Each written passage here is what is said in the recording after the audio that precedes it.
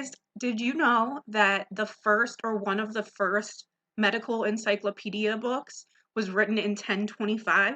Well, we're going to be talking about that today. We're going to identify and describe some intellectual achievements of Muslim scholars, and we're going to be doing that today, tomorrow, and Thursday. So you have a quick do now. You're just going to take a couple minutes, you're going to pause the video, and you're going to read this quick passage about a mathematician from this time. And you're just going to answer the two quick questions. Why do you think Al-Khwarizmi was called the father of algebra? And what was the house of wisdom? So actually what's ironic, or not ironic really, but the word algebra actually comes from Arabic. So I didn't know that until I started teaching, so go ahead and pause and answer those questions.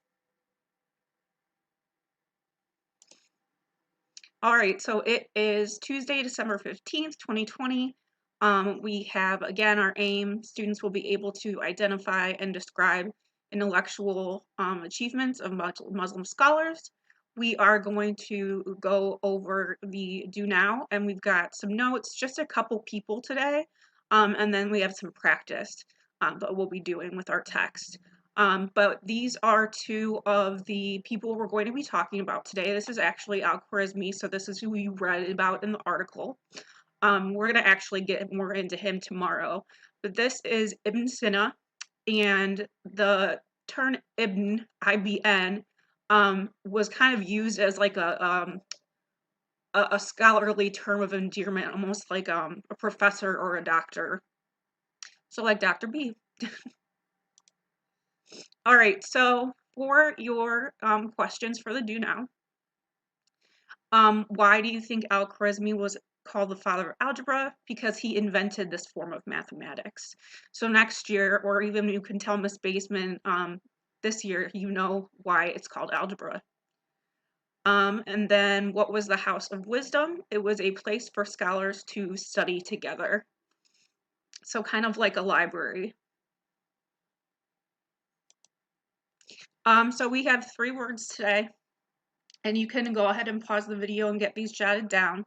But first is textile, which is just woven fabric. Your clothes are made out of textile. That's what it's cloth. And then we have Ibn Rushd, who was an early Muslim philosopher, and then Ibn Sina, who was the early Muslim doctor, and he wrote one of the first medical encyclopedias. So you can pause and get those down. And these I just found, these are actually from his medical encyclopedia. So you can see, it looks like he's writing about maybe vision or how the eye works here, because it kind of looks like an eye, and then you can see it's kind of like point of view, like how you see something from your 2 eyes. So I thought that was cool. And then this is just like the major trade routes in the Muslim land. So everything that's purple line is a trade route, and everything that's yellow are Muslim lands in 800. So you can see it's really, really, I mean, it's very extensive. So you can even see here, this region would go to Eastern Europe. This region would trade with West Africa.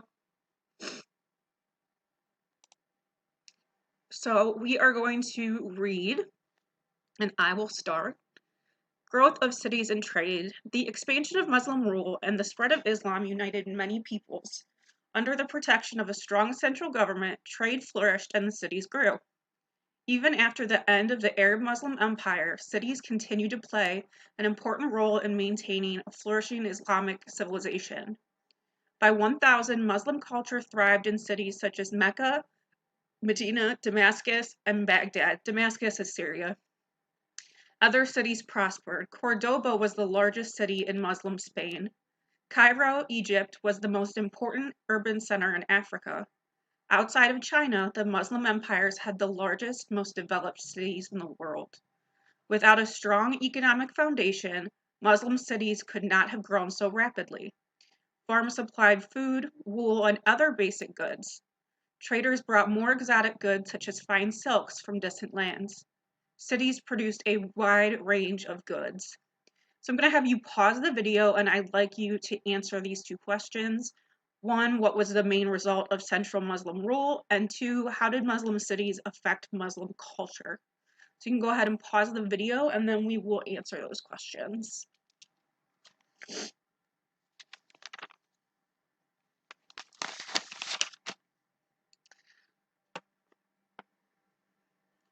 So let me get out of here. Let me X out of themes. You don't need to see all that. So one main result of central Muslim rule,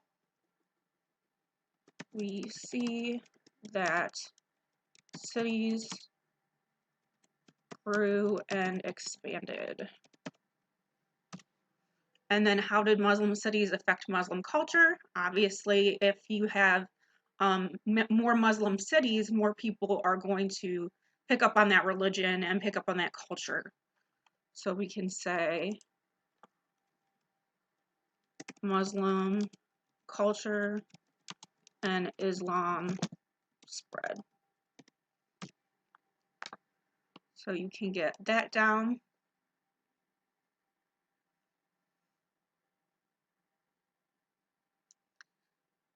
And then you're going to read about the trade routes here. I'm going to set you free in a second. But one thing I wanted to point out was you're going to read, let me move my face. You're going to read about something called a dhow. And a dhow was basically one of these large ships. And that's how they managed to trade so much. You could put a lot of people and a lot of goods on the ship and go and travel further away. And then I think that's it. But you have another picture or a page of merchants. And then this is just an example of a marketplace called a souk. And then you have one more question about philosophy and medicine. And then you're done. Okay? So you guys have a great day. And I will see you tomorrow. We will talk about literature and the arts and architecture. Bye, guys.